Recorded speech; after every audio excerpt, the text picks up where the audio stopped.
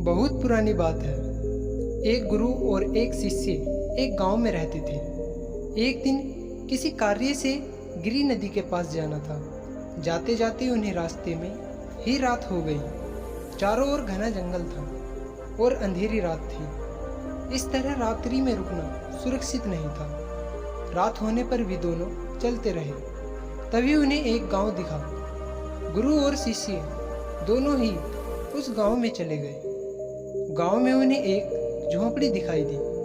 गुरु ने शिष्य से कहा कि आज हम इस झोंपड़ी में रुकेंगे। गुरु और शिष्य झोंपड़ी में गए और झोंपड़ी का दरवाजा खटखटाया।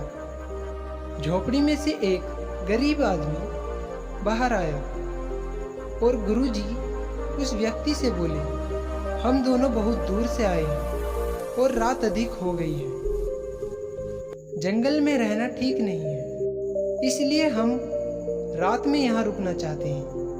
वह व्यक्ति गरीब अवश्य था, पर दिल का बड़ा ही नेक था।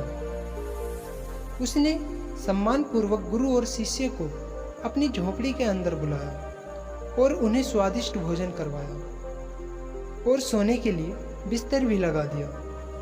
भोजन करने के बाद गुरुजी ने उस व्यक्ति से पूछा, तुम्हारा घर तो बहुत छोटा है, पर तुम दिल के बड़े धनवान हो।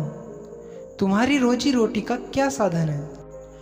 उस गरीब व्यक्ति ने अपनी तारीफ के लिए धन्यवाद किया और बोला, मेरे पास इस गांव में सबसे अधिक जमीन है, परंतु वह जमीन बंजर है, जिस पर किसी भी प्रकार की खेती नहीं हो सकती। इसलिए मैंने अपनी रोजी रोटी के लिए एक भैंस पाल रखी है।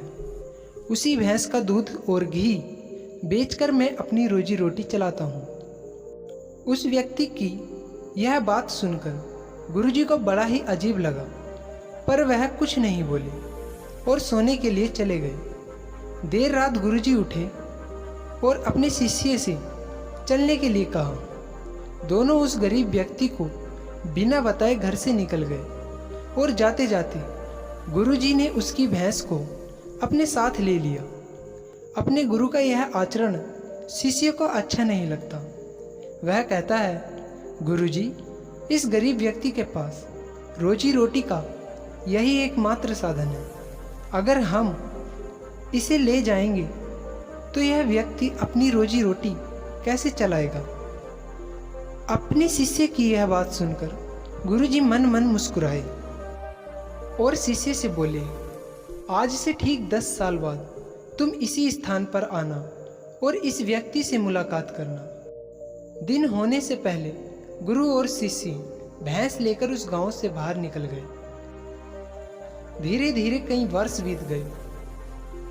10 वर्ष बीतने के बाद शिष्य को गुरुजी की यह बात याद आई कि उसे फिर से उस गरीब व्यक्ति के घर जाना है। शिष्य फिर से उसी गांव में जाता है। गांव जाते ही वह देखता है कि जिस स्थान पर झोंपड़ी थी, ठीक उसी स्थान पर एक आलीशान घर है। यह देखकर उसे बड़ा ही आश्चर्य हुआ। शिष्य मालिक से मिलना चाहता था। जैसे ही शिष्य घर के पास गया तो उसने उसी गरीब व्यक्ति को देखा, परंतु इस बार गरीब व्यक्ति बहुत ही अच्छे कपड़े पहने हुए था और देखने में बहुत ही संपन्न दिख रहा था। शिष्य उस व्यक्ति के पास पहुंचा और बोला, क्या आपने मुझे पहचाना? मैं वही बालक हूँ जो आज से 10 साल पहले रात हो जाने के कारण अपने गुरु के साथ आपके घर आया था। वह व्यक्ति तुरंत उस शिष्य की बात सुनकर उसे पहचान गया और बोला, हाँ हाँ, मुझे अच्छे से याद है। उस रात अगर आप लोग मेरी झोंपड़ी में नहीं आए होते तो शायद आज भी मैं उसी झोंपड़ी में अपना जीवन जी रहा होता। उस रात आपके जाने के बाद मेरी भैंस भी कहीं चली गई और मेरी रोजी रोटी के लाले पड़ गए। मैंने अपनी बंजर ज़मीन में खूब मेहनत की और अधिक मेहनत करने के बाद मैंने अपनी ज़मीन को उपजाऊ बना लिया और अब उस बंजर ज़मीन पर मेरी हरी भरी लहराती हुई फसल खड़ी है।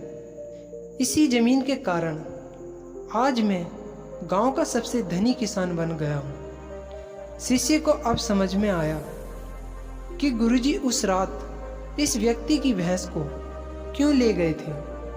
शिष्य के मन में अब अपने गुरु के लिए पहले से कई गुना अधिक सम्मान बढ़ गया। दोस्तों, गुरु और शिष्य की इस कहानी से हमें यह शिक्षा मिलती है, गुरु और हमारे बड़े बुजुर्ग द्वारा लिए गए निर्णय देखने में भले ही कितने कठोर लगे, किंतु वह हमारी और लोगों की भलाई के लिए उठाए जाते हैं। दोस्तों, अगर आपको यह कहानी अच्छी लगी तो नीचे कमेंट बॉक्स में ज़रूर बताएं और ऐसी कहानी सुनने के लिए हमारे चैनल को सब्सक्राइब करें। धन्यवाद।